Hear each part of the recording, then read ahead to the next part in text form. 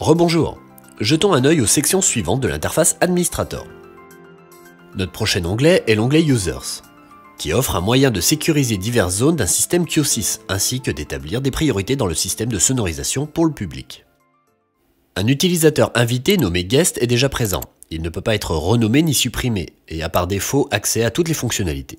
Si vous créez un nouvel utilisateur avec cette icône plus, vous pouvez lui donner un nom. Le mien s'appellera Nate. Et choisir un code PIN de sécurité avec lequel il devra se connecter. Je vais vous donner mon code secret, c'est 1, 2, 3, 4, 5. Vous remarquerez que toutes les options disponibles sont grisées dans le panneau des permissions d'accès et indiquent « Enabled in Guest Account ».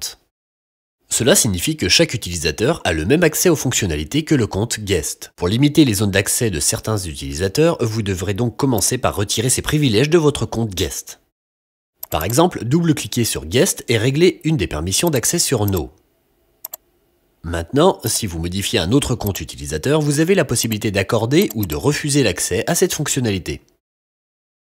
Vous remarquerez que le protocole de gestion de fichiers est activé par l'octroi de l'accès à l'administrateur, mais il est également accessible à certaines commandes externes. Donc, si vous refusez à un utilisateur l'accès à l'administrateur, vous pouvez indépendamment choisir de lui donner ou non l'accès à la gestion de fichiers. Je vais me redonner cet accès. Vous pouvez aussi choisir d'assigner différents tags aux utilisateurs. Je vais m'étiqueter moi-même avec le tag Boom. Boom, c'est moi. Vous pouvez filtrer l'affichage par ces tags et également modifier plusieurs utilisateurs d'un coup en sélectionnant leur profil et en double-cliquant pour les modifier. Ajouter des tags permettra de plus facilement donner à des groupes d'utilisateurs l'accès aux UCI et stations d'appel comme nous allons le voir. Passons à l'onglet User Control Interfaces, les interfaces de contrôle utilisateur ou UCI. C'est une liste de toutes les pages d'UCI que vous avez créées dans votre projet, donc par défaut Inventory Status. Dans l'administrateur, vous pouvez choisir les utilisateurs ayant accès à chaque UCI. Il suffit de double-cliquer sur une UCI et de régler sur Yes le champ de demande d'identification de l'utilisateur. Maintenant, vous pouvez personnellement choisir les utilisateurs autorisés en cochant la case de chacun ou en cochant un tag pour sélectionner tous les utilisateurs qui le portent. Si vous faites cela, vous ne pouvez pas décocher un utilisateur qui porte le tag ainsi coché. Sélectionnez OK quand vous avez terminé. Désormais, si un utilisateur essaie d'accéder à l'UCI, il voit apparaître un écran de protection par mot de passe. L'onglet suivant de l'administrateur sert à gérer vos fichiers audio. Comme cela implique de stocker des fichiers audio sur votre core et de les lire, il vous faut un core pour suivre cette partie du tutoriel. Les fichiers stockés dans le core le sont dans divers dossiers différents. Le dossier Messages stocke les fichiers audio lisibles par la commande PA Play Messages. Preambles sert au son lu au moyen de la commande PA Page.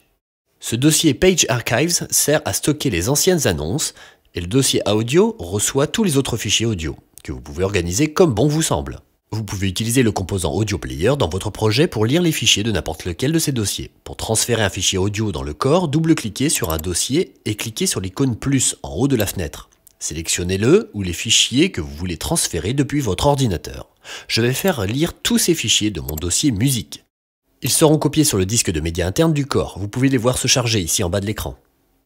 Une fois qu'ils sont prêts, les fichiers s'affichent ici dans la fenêtre et vous pouvez les écouter via la carte son de votre PC grâce au bouton Play à droite du nom de fichier.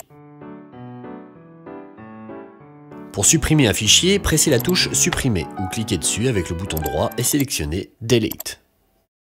Gardez à l'esprit que ces fichiers sont directement sauvegardés dans le core et pas dans votre fichier designer. Donc si vous concevez un système sur un core et le déployez sur un autre, vous devrez recharger sur le nouveau core et dans les mêmes dossiers les fichiers audio que vous avez utilisés. Il est aussi important de mentionner que si vous utilisez un core redondant, tout fichier envoyé via l'administrateur l'est automatiquement en parallèle sur les deux châssis core.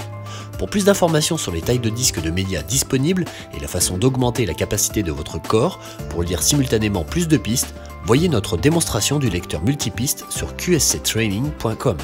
Mais d'abord, continuez et passez à la section finale de ce tutoriel administrateur lorsque vous êtes prêt.